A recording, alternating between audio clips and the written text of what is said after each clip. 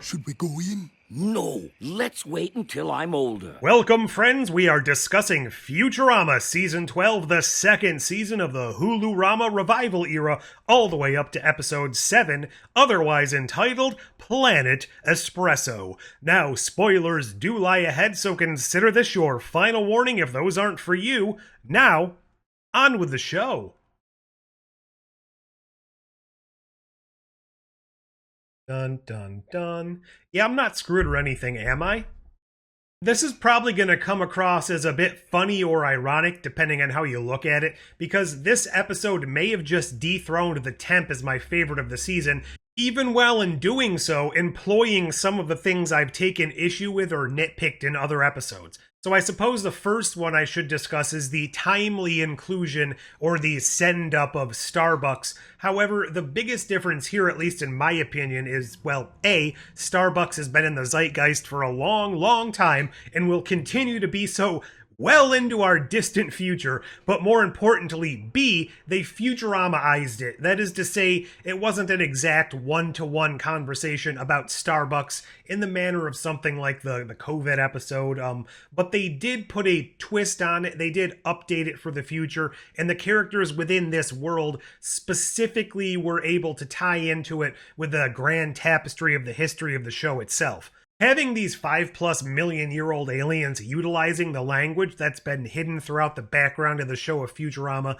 for a heck of a long time was a really nice touch. Not only did I find myself enjoying the sci-fi elements of the show, which were probably still my favorite bits of it, however, but it definitely went out of its way to do something I've personally been asking for quite a while now. It explored a character that isn't normally the focus of the show.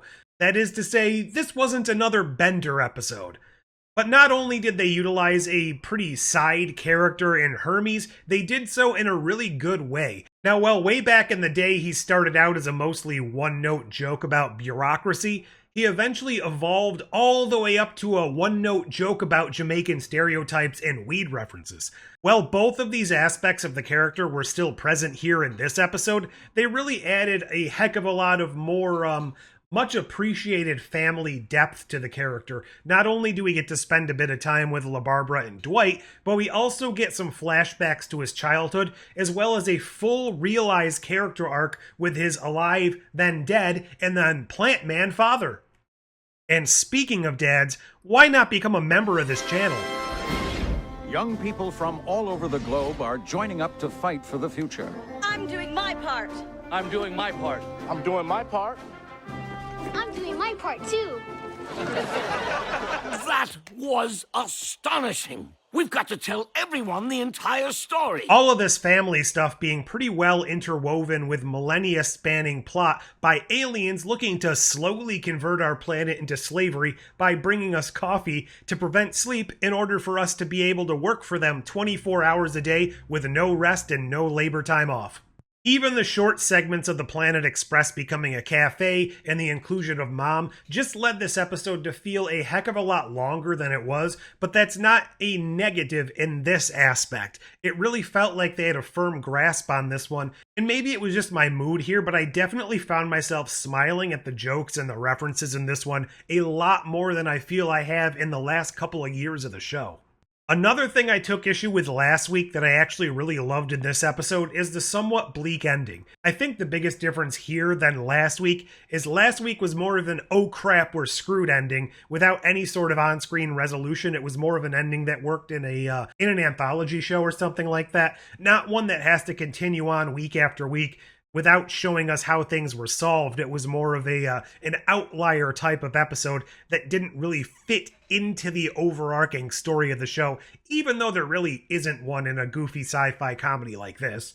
This ending, however, was a lot more sinister and insidious, more akin to something like They Live or, and forgive my nerd brain, but the ending of the episode Blink from Doctor Who. Everything may look fine and dandy for all of our protagonists. They go on living their lives as if there's no problems out there whatsoever, but there is still a grand threat that's still there. It's ever present. It's looming. It's waiting to strike. Around any corner, these slavish aliens could just jump out and give you a cup of coffee and then use your labor for the rest of your life.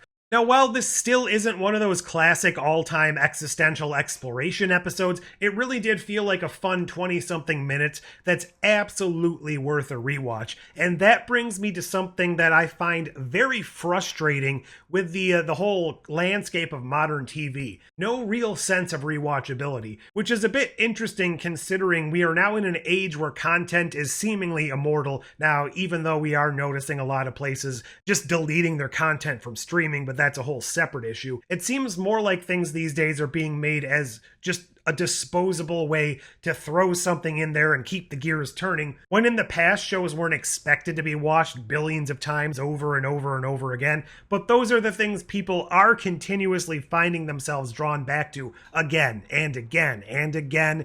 Only gonna do that 3 times.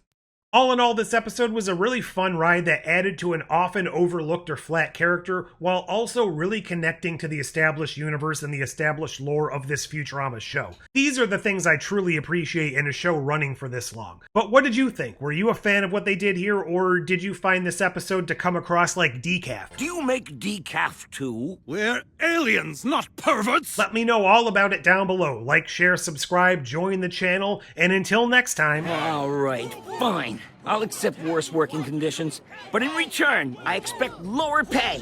Much lower.